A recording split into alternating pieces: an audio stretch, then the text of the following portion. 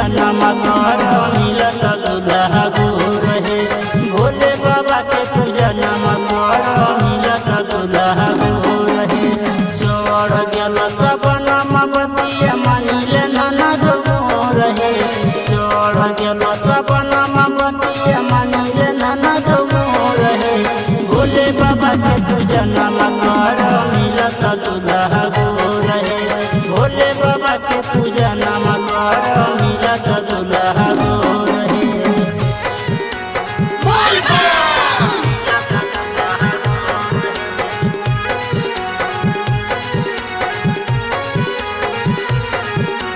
भोले बाबा के पूजन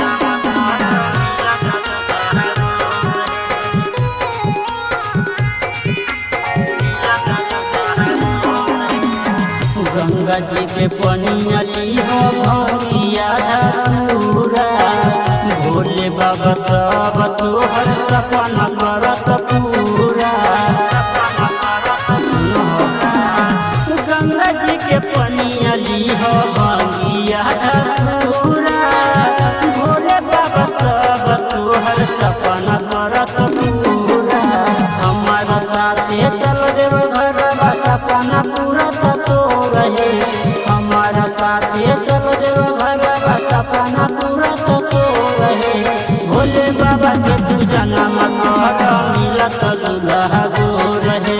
भोले बाबा के पूजन कर मिलत दुल्हा गो रहे।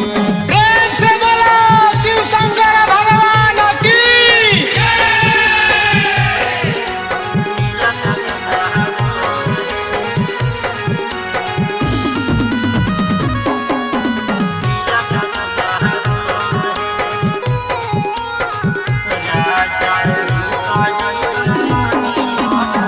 राजा रहिता जैसन मांगी हो सजन हे। पूजा पाठ कर नंदो लगाई के लगन हे।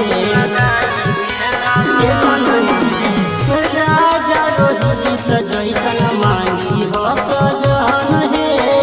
पूजा पाठ कर नंदो लगाई के लगन हे। बाबा के कृपा से सगर नंद हो हैया जो रहे। बाबा के कृपा से सगर नंद हो हैया जो रहे। भोले बाबा के पूजन कर मिलत दुल्हा गो रहे। भोले बाबा के पूजन कर मिलत दुल्हा गो रहे। Presented by